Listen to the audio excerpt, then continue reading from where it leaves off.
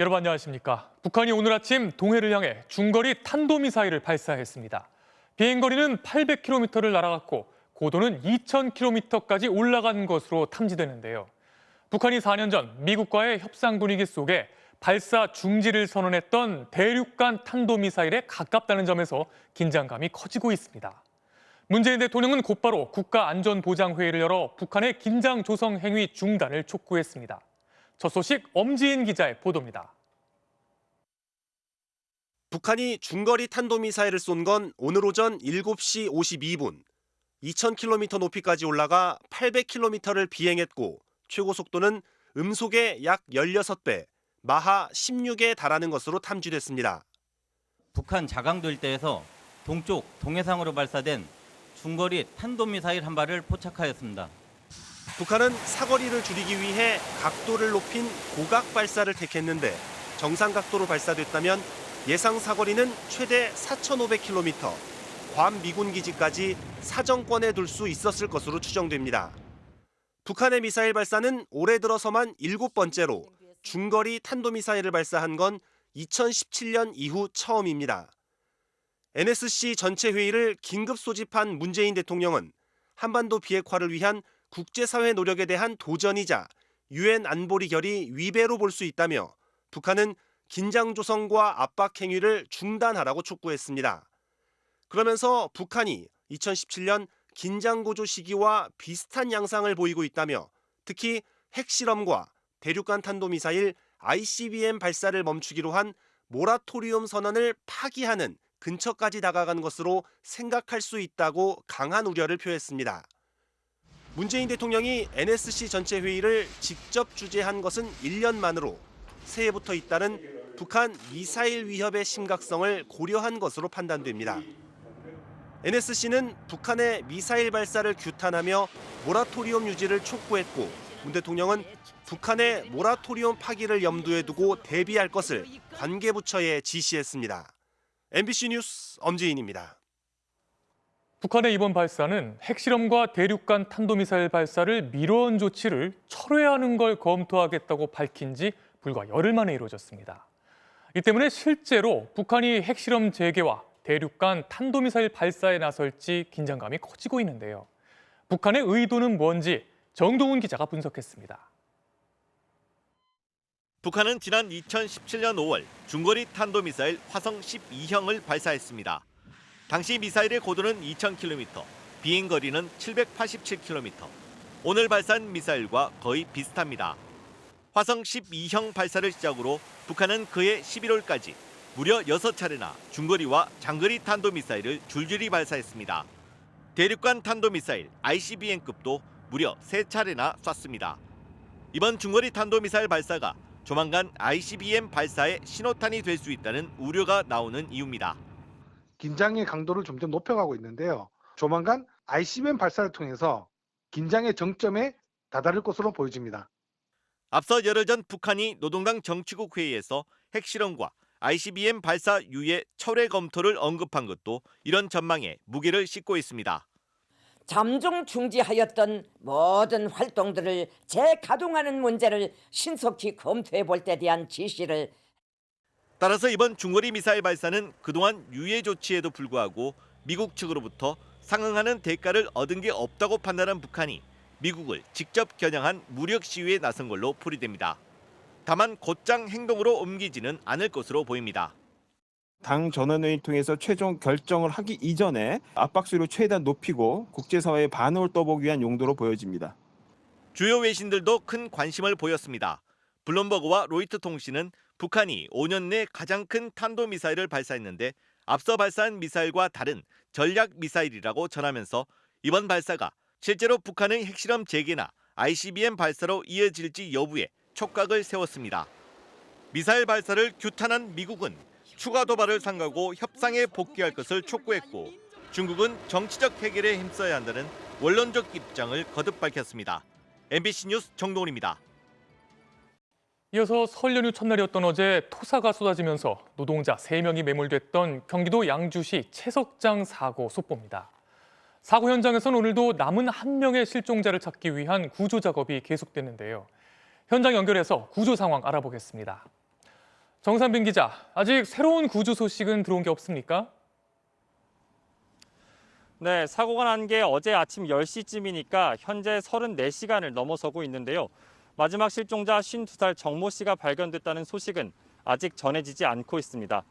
매몰 현장에선 어제에 이어 오늘도 조명차 9대가 불을 환히 밝힌 채 야간 수색 작업이 진행되고 있습니다. 오늘도 구조 인력 47명과 구조견 5마리, 금속 탐지기가 동원됐는데요. 소방당국은 어제 작업자 2명이 발견된 곳에서 서쪽으로 약 50m 떨어진 지점을 중점적으로 수색하고 있습니다. 실종자가 흙더미에 휩쓸려 당초 작업 지점에서 이동했다고 보고 그 동선을 추정해 본 겁니다. 가로 세로 70m 정도 구역에 실종자가 매몰됐을 것으로 보고 굴착기 12대를 동원해 이 구역을 약 3m 깊이까지 파내려갔지만 아직 실종자를 찾지는 못했습니다. 어제 밤샘 수색에 이어 오늘까지 30시간 넘게 수색 작업이 이루어지지 않았습니까? 하지만 아직까지 실종자를 찾지 못하고 있는데 현장 여건이 많이 안 좋습니까? 네, 일단 대상 지역이 너무 넓습니다. 소방당국이 토사가 쏟아진 지역을 축구장이나 야구장에 비유했을 정도고요. 그나마 대상 범위를 좁힌 게 가로 세로 70m나 되는 구역입니다. 구조견이나 금속 탐지기도 동원했지만 엄청난 흙더미가 실종자를 숨기고 있고 실종자 휴대전화의 GPS 기능도 꺼져 있습니다. 또 이 지점에 배수 펌프도 묻혀 있어서 만약 물이 뿜어져 나올 경우 이것도 수색에 장애가 될 수 있습니다. 구조 작업의 안전 역시 확보해야 합니다. 거대한 굴착기가 작업할 수 있도록 쏟아진 흙더미 자체를 평평하게 만드는 작업도 병행할 수밖에 없는 상황입니다. 경찰은 현장 소장과 화약 담당자 등을 불러 안전수칙을 지켰는지 조사하는 한편 숨진 노동자 2명에 대해선 내일 부검을 실시할 계획입니다. 고용노동부도 현장 소장을 입건해 조사에 속도를 내고 있습니다. 지금까지 양주 채석장 붕괴 사고 현장에서 MBC 뉴스 정상빈입니다. 오늘 설 연휴 둘째 날 어떻게 보내고 계십니까? 새 확진자 수가 엿새째 최다치를 이어가면서 재택 치료자도 역대 최다를 기록했는데요. 오늘 고향으로 가는 길에 잠시 짬을 내서 코로나 검사를 받은 분들이 많았다고 합니다. 서울역에 마련된 임시 선별검사소에 박진주 기자가 다녀왔습니다. 두 손 가득 설 선물을 든 귀성객들로 붐비는 서울역. 대합실 대기석도 빈자리가 없습니다. 서울역 광장의 임시 선별검사소에는 검사를 받고 고향에 내려가려는 사람들의 줄이 길게 늘어섰습니다. 집에 부모님도 계시니까 이제 건강 좀 생각해서 옮길 수도 있으니까 그 전에 미리 검사를 좀 받으려고 왔습니다. 서울역 인근의 선별진료소에도 사람들의 발길이 이어집니다. 20분 내로 결과를 확인할 수 있는 신속 항원 검사를 받을 수 있기 때문입니다. 아들도 만나야 되고 오늘 또 오후에 또 약속돼 있는 것도 있고 15분 만에 나왔어요. 오늘 코로나19 신규 확진자는 17,532명, 엿새 연속 역대 최다치를 기록했습니다. 위중증 환자는 277명으로 어제보다 11명 줄었지만 급격한 확산세에 재택치료를 받는 환자는 하루 만에 8,000명 이상 증가해 66,972명으로 집계됐습니다. 현재 전국 416곳의 재택치료관리 의료기관에서 8만 5천 명의 환자를 관리할 수 있는데 이 기준의 80%까지 육박한 겁니다. 정부는 설 연휴가 끝난 직후 관리 의료기관을 늘려 최대 11만 명의 재택치료자를 관리할 계획이지만 설 연휴 기간 재택치료자 규모가 급증하면 응급 상황 발생 시 대처가 늦어질 수 있다는 우려도 나오고 있습니다. 관리라기보다는 정말 그냥 응급 상황 발생을 하면 이송하는 체계 정도밖에 안 돌아갈 거거든요. 정부는 이동량이 늘어나는 이번 연휴 기간을 고비로 보고 최대한 가족 모임과 이동을 자제하고 방역 수칙을 철저히 지켜달라고 당부했습니다. MBC 뉴스 박진주입니다. 설 연휴에 화재 조심하셔야겠습니다. 춥고 건조한 날씨 탓에 전국에서 화재가 잇따르고 있는데요. 경기도 김포에선 양계장으로 쓰던 비닐하우스에서 불이 나 70대 양계장 주인이 숨졌고 서울의 국회의원회관에선 온풍기가 과열돼 직원들이 긴급 대피했습니다. 조재영 기자가 취재했습니다. 비닐하우스는 앙상하게 뼈대만 남았고 곳곳이 검게 그을렸습니다. 주변에는 출입 통제선이 쳐졌습니다. 어제 낮 3시쯤 경기도 김포시 양촌읍의 양계장 비닐하우스에서 불이 나 71살 양계장 주인이 숨졌습니다. 소방당국은 정기적 요인으로 불이 난 것으로 보고 정확한 화재 원인을 조사하고 있습니다. 건조한 날씨 속 곳곳에서 산불도 이어졌습니다. 오늘 아침 6시 반쯤 강원도 춘천시 남면에서 담뱃불이 원인으로 추정되는 산불이나 1시간 반 만에 꺼졌습니다. 오후 1시 반쯤 경기도 파주시 법원읍에서도 산불이나 1시간 20분 만에 진화됐습니다. 국회의사당 옆 의원회관 앞에 소방차들이 늘어섰고 소방관들이 분주히 내부를 수색합니다. 오늘 낮 2시쯤 국회의원회관 4층에서 연기가 나면서 소방차 22대가 출동했습니다. 휴일에 출근한 직원들도 긴급 대피했는데 4층 실내 화단의 온열기가 과열된 것으로 확인되면서 소독은 40분 만에 마무리됐습니다. 오늘 낮 1시 반쯤 경기도 양평군에서 70살 박모 씨가 몰던 SUV 차량이 상가 건물로 돌진했습니다. 쭉 악셀 받고 이제 돌진하셔서 박으신 거예요. 건물이 무너지는 줄 알았죠? 상가 유리창이 깨지고 건물이 부서졌지만 1층 점포가 대부분 빈 신축 건물이어서 인명피해는 없었습니다. 경찰은 박 씨가 운전 부주의로 사고를 낸 것으로 보고 정확한 경위를 조사하고 있습니다. MBC 뉴스 조재영입니다.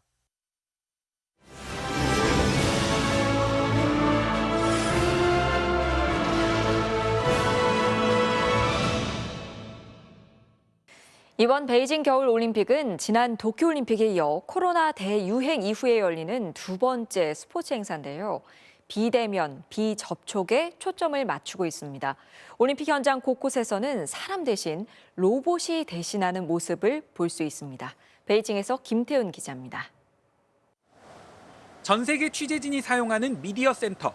이곳은 베이징 올림픽 미디어 센터 지하 1층에 위치한 식당인데요. 여기서만 볼 수 있는 특이한 광경 때문에 벌써부터 이곳은 명소가 됐습니다.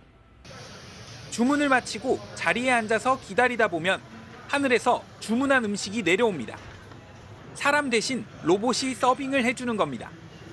로봇이 햄버거를 만들기도 하고 칵테일까지 제조합니다.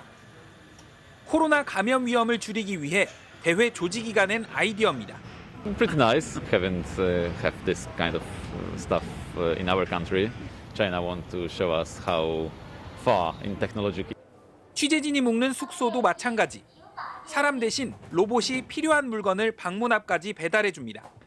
역시 중국인과 외국인의 접촉을 최소화하겠다는 의도가 담겨 있는데 그나마 있는 최소한의 인력도 코로나 감염 우려 때문에 호텔을 나갈 수가 없습니다. Our working time is too long. We often work until midnight. Other time we stay in our room. 도쿄올림픽과 차별화하려는 노력은 이뿐만이 아닙니다. 도쿄올림픽 대회 내내 조롱거리가 됐던 선수촌의 골판지 침대를 의식한 듯 이번 베이징에서는 눕는 각도가 조절되는 스마트 침대를 사용해 선수들 사이에서 벌써 화제가 되고 있습니다. Beijing Organizing Committee said, how can we just absolutely just one up Tokyo? 각국 선수단이 본격적으로 베이징에 도착하는 가운데 대회 조직위는 오늘 선수와 코치진 등 올림픽 관계자 34명이 신규 확진됐다고 밝혔습니다. 베이징에서 MBC 뉴스 김태훈입니다. 민주당 이재명, 국민의힘 윤석열 두 대선 후보의 양자토론 실무 협상이 오늘도 불발됐습니다. 내일로 예정된 양자토론의 성사 여부도 불투명해졌는데요. 국민의당과 정의당은 양자토론 자체에 반발하며 철야 농성에 돌입했습니다. 김지경 기자입니다. 양자토론을 하루 앞두고 사흘째 실무 협상에 나선 민주당과 국민의힘. 오전까지도 주제를 나눠 토론을 할지, 토론장에 자료를 갖고 들어갈지 두 가지 쟁점을 놓고 공방만 계속됐습니다. 효율적인 토론을 했으면 좋겠다는 생각이 있고 또 국정의 여러 가지 부분에 있어서 국민들에게 좀 보여드릴 필요가 있다는 생각이 있고요.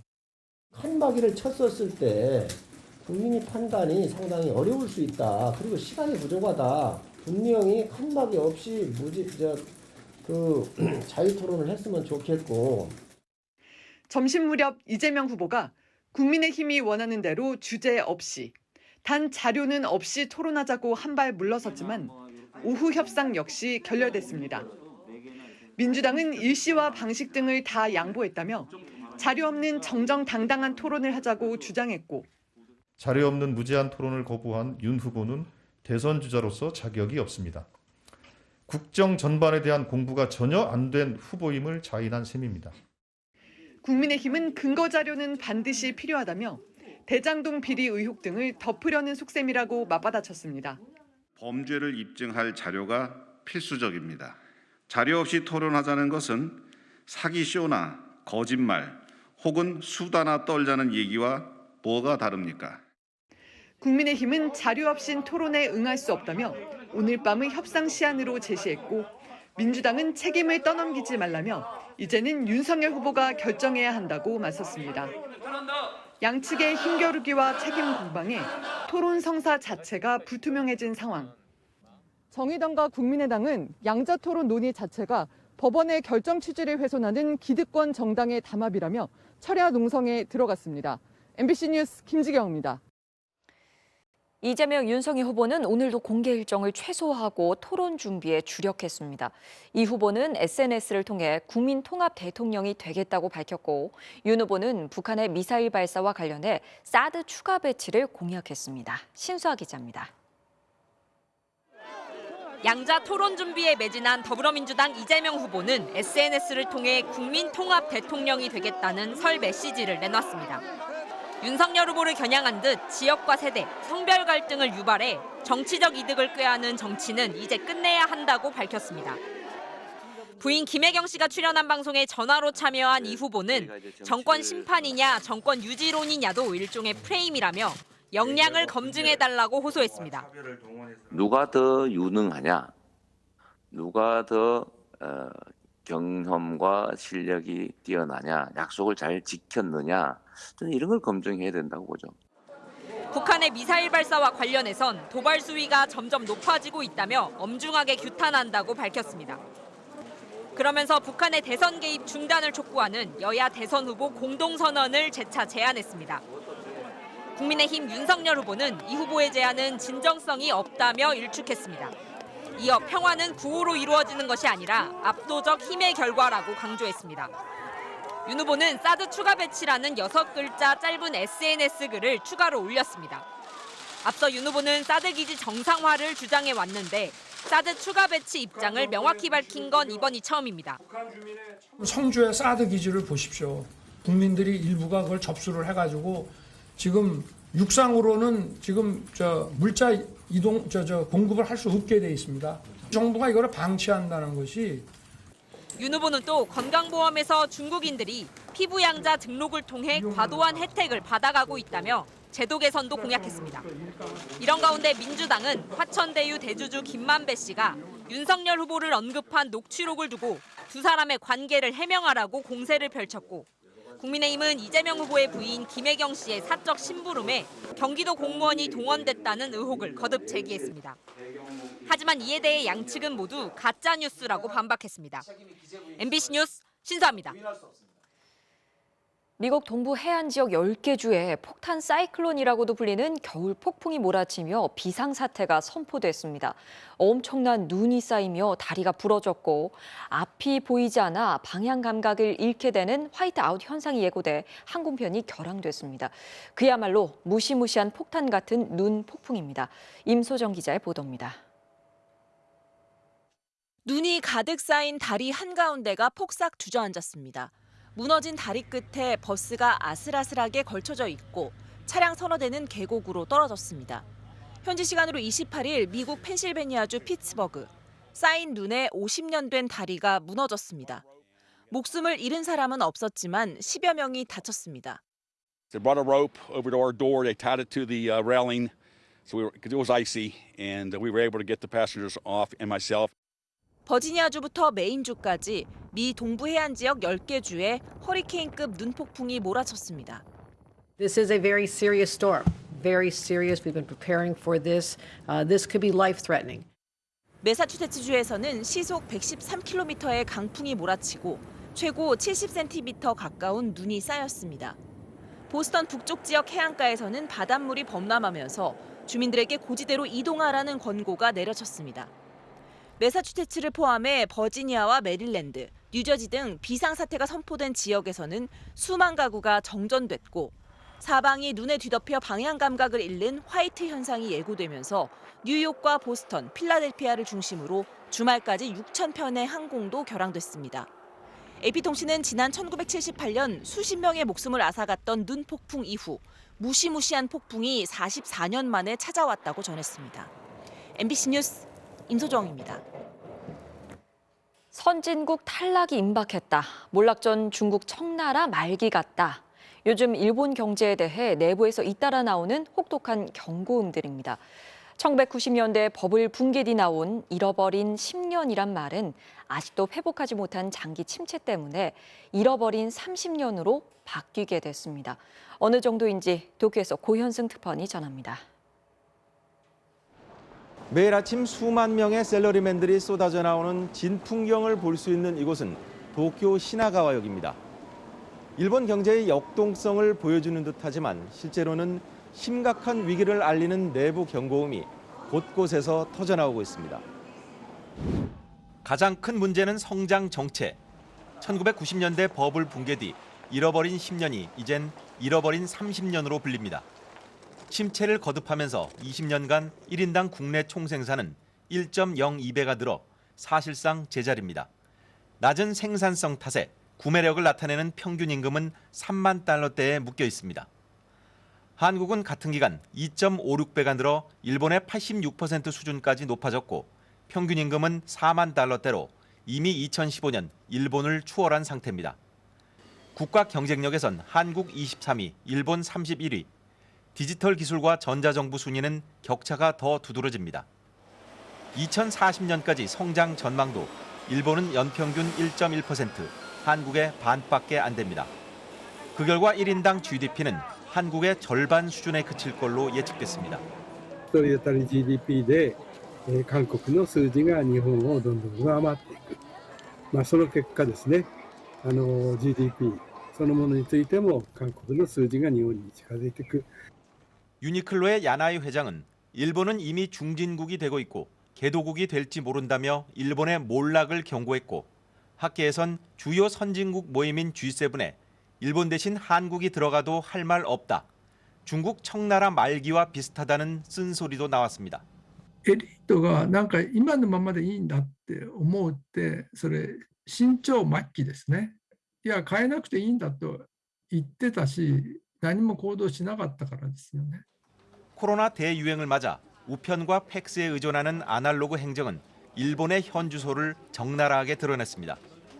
이 밖에도 저출산 고령화, 과다한 국가부채, 정부 예산의 절반이 넘는 복지 비용 등도 발목을 잡고 있는데 이런 일본의 문제는 머지않아 한국도 맞닥뜨려야 한다는 점에서 반면 교사가 필요하다는 지적입니다. 도쿄에서 MBC 뉴스 고현승입니다. 에메랄드빛 바닷속에 거대한 배가 보이고요. 물고기들의 화려한 군무가 시선을 사로잡습니다. 이곳은 강원도 강릉 앞바다에 거대한 폐 선박과 인공 어초를 넣어 만든 해중 공원입니다. 최근엔 장갑차도 바닷속에 넣어 볼거리가 추가되는데요. 해양 생물의 서식처가 되는 것은 물론이고 다이버들에게도 인기가 좋습니다. 이색적인 해중 공원, 이윤 기자가 소개합니다.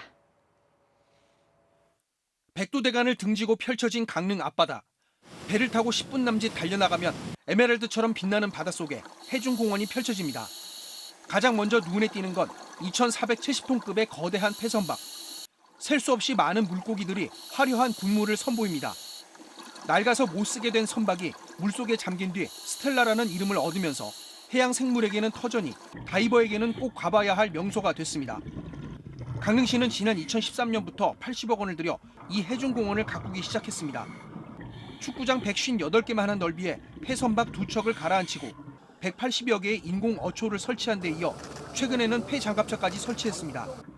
이미 연간 2만 명의 스쿠버 다이버가 찾을 정도로 다이빙 명소가 됐는데 이색적인 구조물이 투하되면서 방문객이 더 늘고 있습니다.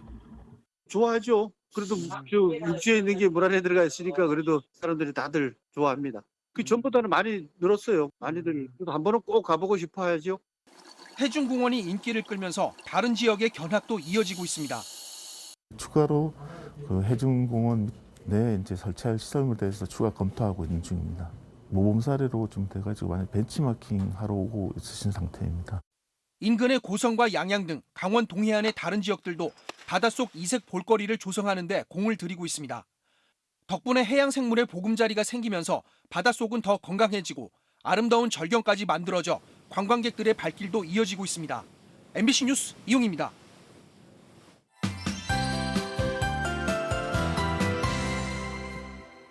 차디찬 연휴 날씨에 따뜻하게 입으셨나요? 내일도 추위는 계속되겠고 밤부터는 눈구름도 만들어지겠습니다. 특히 서울 등 수도권 지방을 중심으로는 시작과 동시에 최대 3cm의 한방눈이 한꺼번에 쏟아질 수 있겠고요. 중부지방을 중심으로 최고 7cm의 많은 눈이 오면서 대설특보도 내려지겠습니다. 호남과 경상 내륙을 중심으로는 1에서 3cm의 적설이 예상됩니다. 반면 눈구름이 거의 닿지 않는 동쪽 지방으로는 대기가 매우 건조해서 불조심하셔야겠습니다. 설날인 화요일엔 오전에 서쪽부터 차츰 맑은 하늘이 드러나겠지만 점차 찬바람이 강하게 불어오겠습니다. 내린 눈이 얼어붙거나 도로 살얼음이 발생하는 곳도 많을 것으로 보여서 각별히 조심하셔야겠고요. 해상으로는 물결도 매우 높게 일겠습니다. 연휴 마지막 날인 수요일에는 서울의 수온주가 영하 7도까지 뚝 떨어지겠고요. 한낮에도 체감 온도가 영하권에 머무는 곳이 많을 것으로 보여서 나가실 때 옷차림 든든히 하셔야겠습니다.